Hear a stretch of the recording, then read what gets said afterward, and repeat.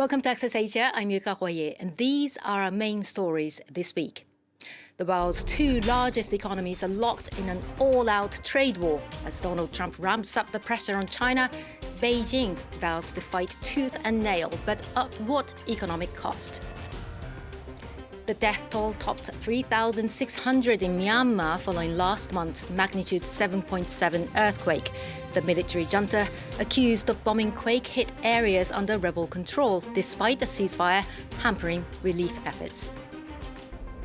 And we speak with Japanese comedian and actor Nasubi, whose 15-month on-camera ordeal back in the 90s remains one of the most controversial in TV history.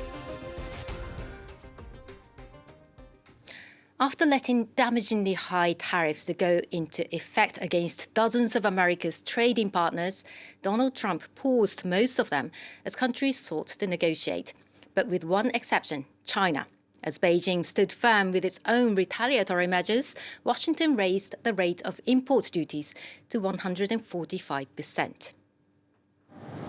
A large, imposing factory with production lines that stretch as far as the eye can see. 67,000 square meters to be precise. Here, 6 million pairs of shoes are manufactured each year. This is where all our models are assembled. Footwear made in China for an American brand, now one of the victims of this trade war. We're all very worried about this announcement. So how can a Chinese-made shoe sold straight from the factory for 10 to 15 euros keep their price competitive? In American stores, these models sell for around 40 euros. But with the new regulations, I don't know. As a result, Chinese workers are stepping up the pace of production, but only for the domestic markets. American clients have just suspended their orders and the boxes are piling up. All of that over there was supposed to be shipped to the United States. I'm worried about the tariffs. I could end up with more and more stock. A drastic solution to save the company: relocate production of goods exported to the US, from China to Cambodia. Production is expected to begin in early May. Tariffs for Cambodia are lower than those for China. US customs duties for Cambodia were set at 49% before they were suspended, but the company, which has already rebranded, is willing to take the gamble. I think the Cambodian government will negotiate a tax reduction with the United States. The brinksmanship between Beijing and Washington is costing many Chinese manufacturers dearly. Other companies could follow in their footsteps by finding a new foreign base. And as Donald Trump doubled down on his threat against China, AI videos mocking the US have gone viral on social media. One shows overweight and sad-looking Americans working in sweatshops. The satirical clip depicting scenes typically associated with low-cost labor in Asia producing cheap goods for US consumers. Another video has emerged showing what looks like President Trump, Elon Musk and JD Vance working side by side on a factory assembly line. Rescue efforts continue in Myanmar after a devastating earthquake destroyed tens of thousands of homes and left more than 3,600 people dead. As aid arrives in the worst affected cities, international organizations say areas under rebel control are receiving significantly less help. 90% of the city reduced to rubble, once home to some of the most spectacular temples in Myanmar. Saigon was the closest city to the epicenter of last month's deadly 7.7 magnitude earthquake. 16 children died here. Nuns, monks, students, elderly people, all dead. Aid is now slowly trickling in, from water, food and medicine, to deal with the aftermath of the most powerful earthquake to hit the country in a century. In this neighbouring city of Mandalay, some feel that the help is too little, too late. The rescue operation after the earthquake has been chaotic. I think that we would have been able to rescue the survivors if we had the support on time from the authorities and the international community. We see that some lives were lost due to delayed assistance. According to the UN's Human Rights Office, Myanmar's military government is limiting critically needed humanitarian aid in areas where it sees opposition to its rule, despite a temporary ceasefire between the military junta and rebel groups coming into force on the 2nd of April. The UN says it's investigating breaches to the deal, with a number of government airstrikes reported to have taken place. We urge a halt to all military operations and for the focus to be on assisting those impacted by the quake. We hope this terrible tragedy can be a turning point for the country towards an inclusive political solution. Fear and shock have augmented the suffering of a civilian population that has already been subjected to 4 years of military violence since the coup. A civil war has been raging between the junta, who seized power in a 2021 coup, and various rebel forces. The devastation caused by the earthquake has compounded deep existing vulnerabilities, with nearly 40 million people in Myanmar living below the breadline. Now, how far can reality TV go to satisfy viewers? Take a look at this. If you put what we're about to show you in a movie, I doubt anybody would believe it.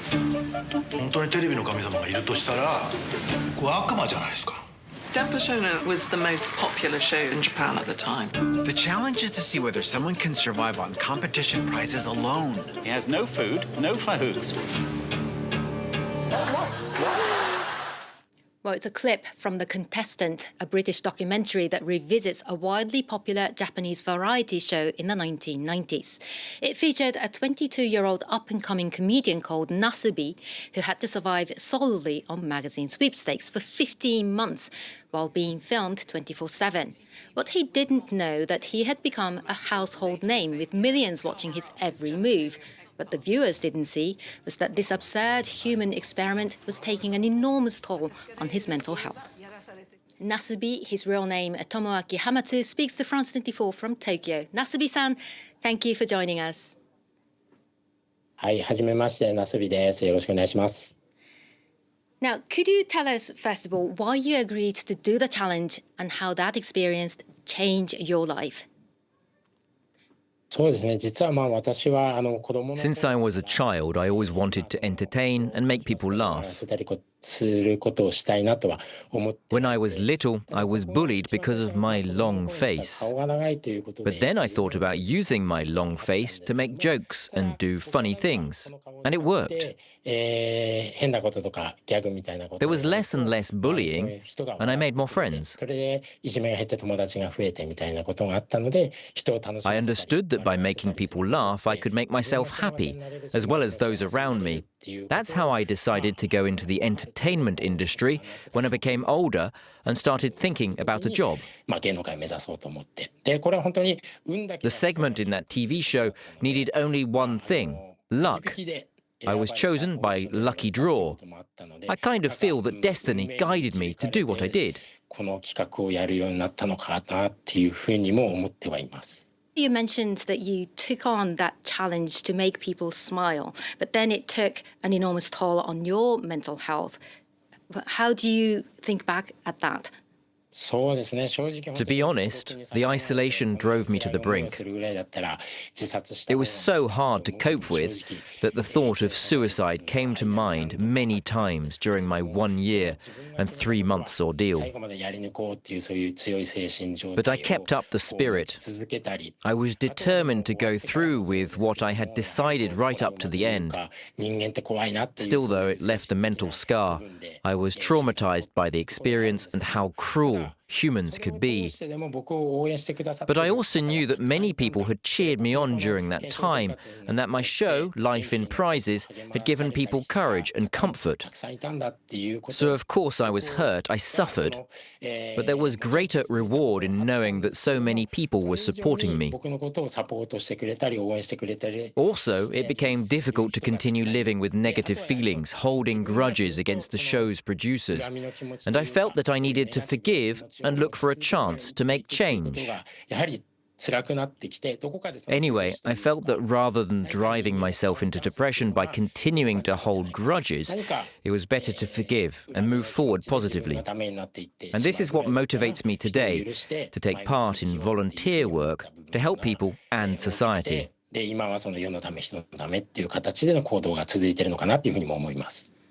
Now, your challenges didn't end there. You later attempted to climb Mount Everest despite having no previous mountaineering experience, not just once, but 4 times until you succeeded. What was that all about?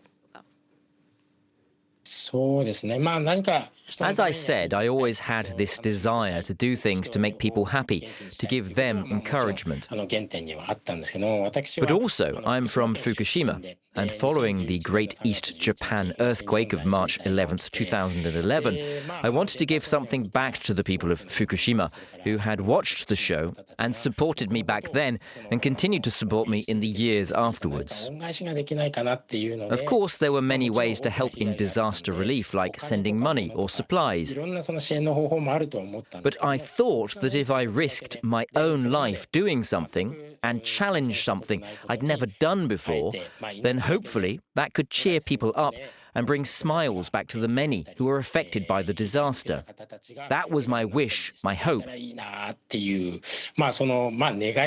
This is what led me to climb Mount Everest, and I think that the mental strength and perseverance nurtured through the experience of life in prizes helped me accomplish that goal.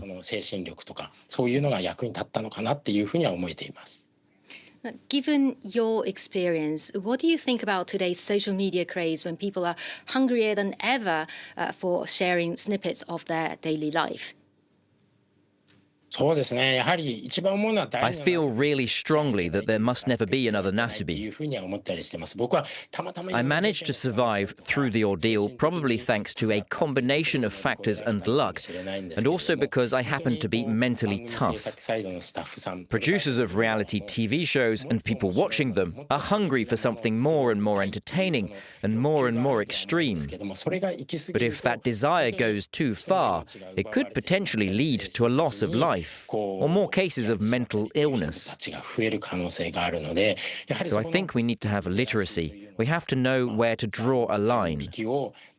Otherwise, there could be more unhappy endings. Having said that, I do also feel that social networks or reality TV have the power to give positive influence to people. So I think we need clear rules and guidelines. Without them, I fear that things could spiral out of control and create a second Nasubi. Nasubi-san, thank you so much for joining us.